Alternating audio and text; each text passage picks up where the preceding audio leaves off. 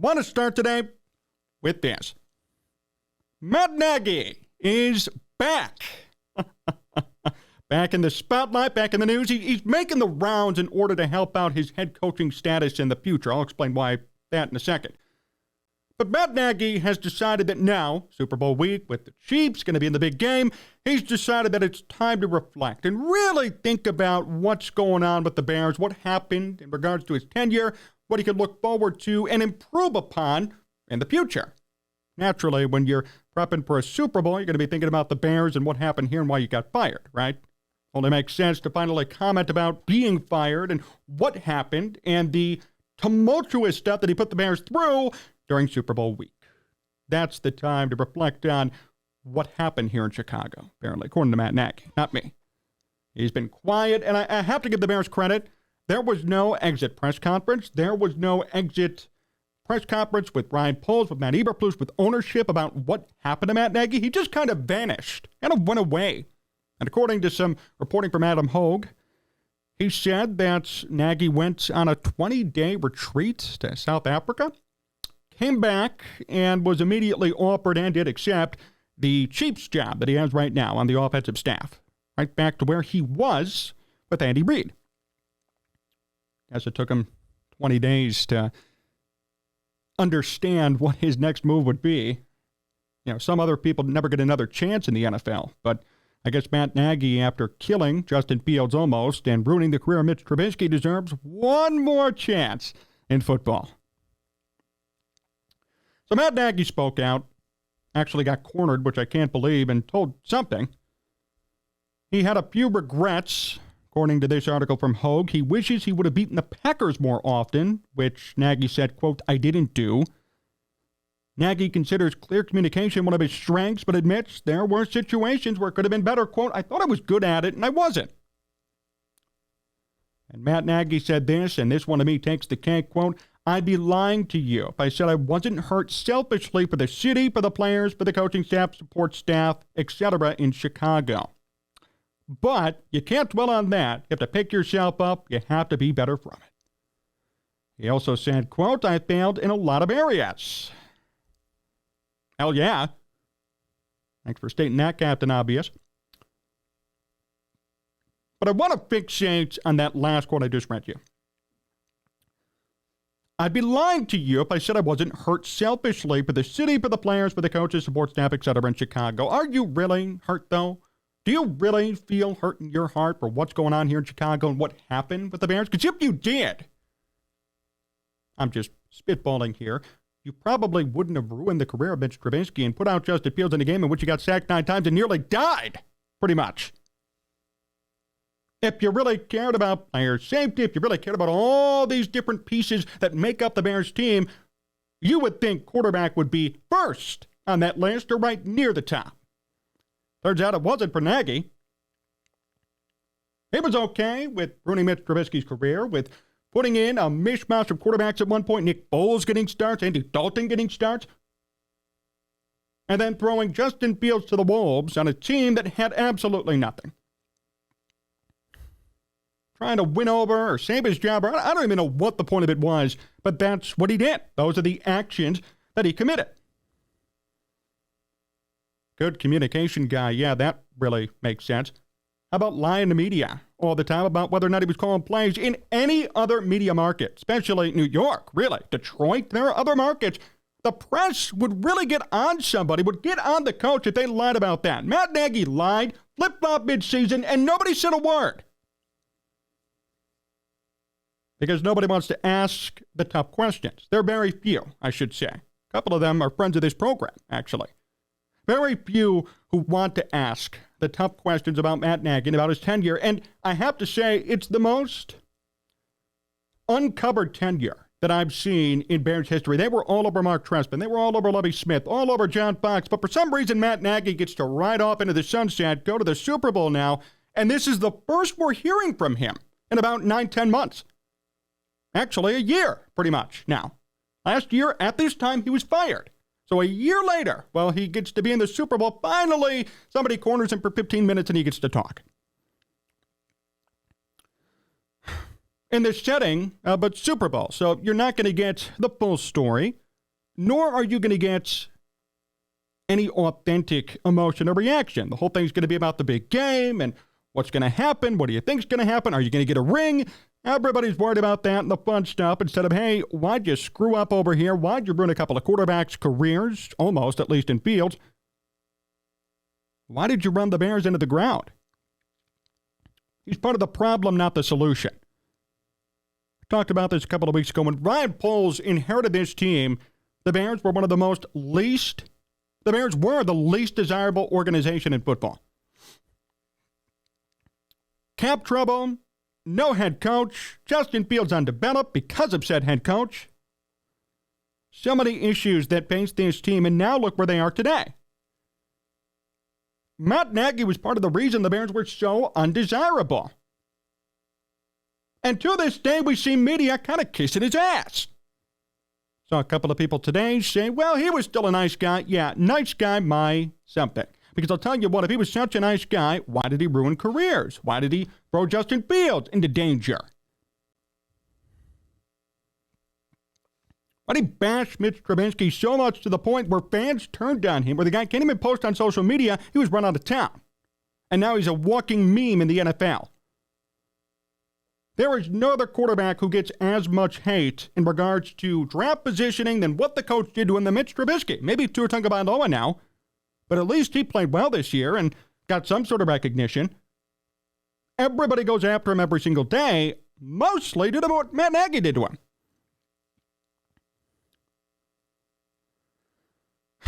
And now we sit here and we look back on it with fond memories. Come on, guys, fond memories. The good things that he did. 1 year was good, the first year. Every other year was forgettable and a joke and frustrating and tumultuous for Bears fans and media. Nothing got better. It was a continuous dumpster fire. There were calls for Matt Nagy to be fired back in 2019 and nobody listened. Year after year of mediocrity has gotten to the point now where we say, oh, look, it's Matt Nagy, our old friend. He ain't a friend to me. He shouldn't be a friend to you. There have been some reports before the season that Matt Nagy might be the heir apparent to Andy Reid. I say if that's the case, then watch out Patrick Mahomes. I'd actually be scared of your life if I were Patrick Mahomes. And if Matt Nagy ruined two quarterbacks, including one who is very talented like Justin Fields, then Patrick Mahomes, be on your toes.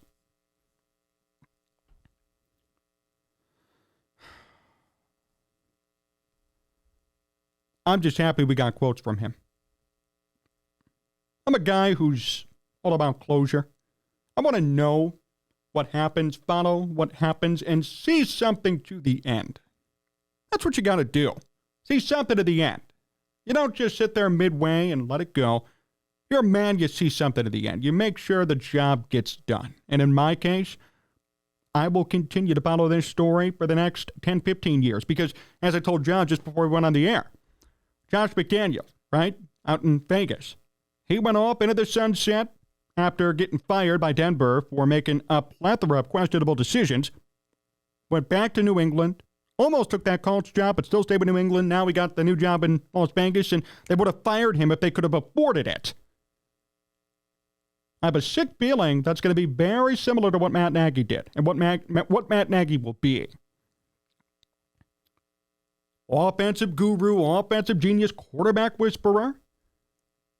Gets run out of town in Chicago. Takes a couple of years. Very quiet.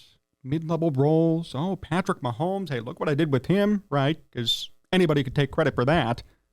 And then he'll turn around in 4 or 5 years and be on the head coaching market again.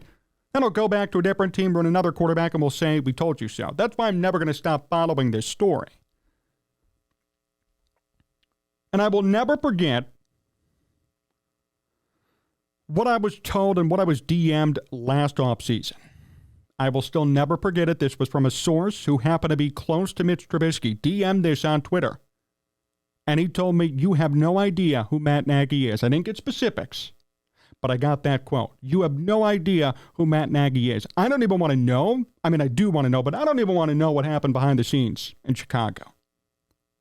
And what he did to Mitch Trubisky to have him turn out like he is today. And I'm not saying it's all on Nagy. Obviously, Mitch didn't fully pan out at a couple of good years, but The point being, something happened between them that we still don't know and probably will never know about.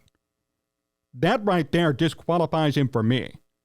You brought in a kid, moved up to get him. Maybe he didn't do it, but the Bears did. Ryan Pace did. That was Ryan Pace's guy. Ryan Pace was still here. So Ryan Pace didn't really advocate for his quarterback. Then Matt Nagy comes in and immediately finds ways to sabotage and screw him. Oh, the reports come out, Mitch Trubisky turned off the TVs in the locker room. He's so soft. No, he wasn't. He was being sabotaged. Of course he turned off TVs in his own locker room. Coach was all over him. Some of the players were on him. And the media was on him. Nobody let the guy breathe. And then the logical answer is, he's not tough enough for this market. This market is weak compared to New York. Everybody lets everything get away. Everything happens.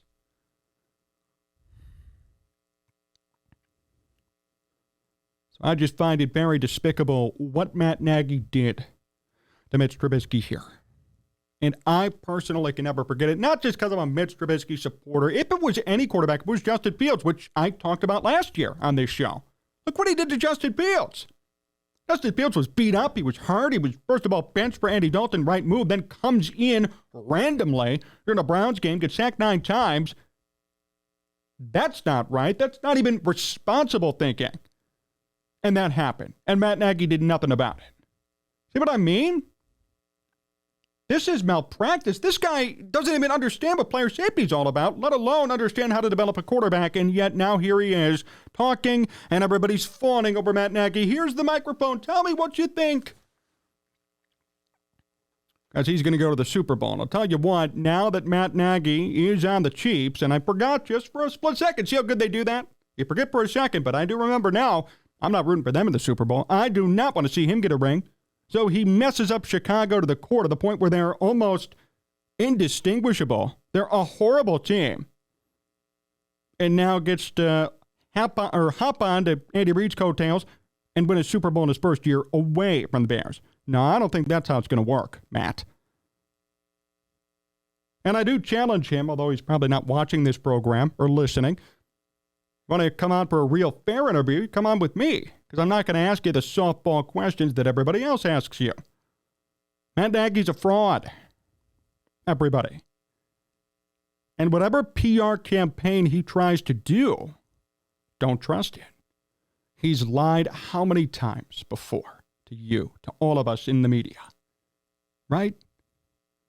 Lied about play calling, lied about quarterbacks, lied about success and communication, so many key things that go in to a team's performance. All he's done is lied. Don't trust him. Putting on a smiling face to say, he's better now, or he's learned. Even in this article I just have right here, this person wrote, when Matt Nagy said, I failed in a lot of areas, the commentary said, it showed signs of growth that I didn't think Nagy had in him. Do you really think he grew? Really think that comment's genuine? He doesn't give a damn. He's gone. He's going to win a Super Bowl potentially. He doesn't care what happened with the Bears, and all of it to him, it's a distant memory. He's waiting to stay low for a couple of more years to get another head coaching crack. That's what he's worried about. To suggest that he grew, that he's gotten better in a year after what happened here, makes no sense.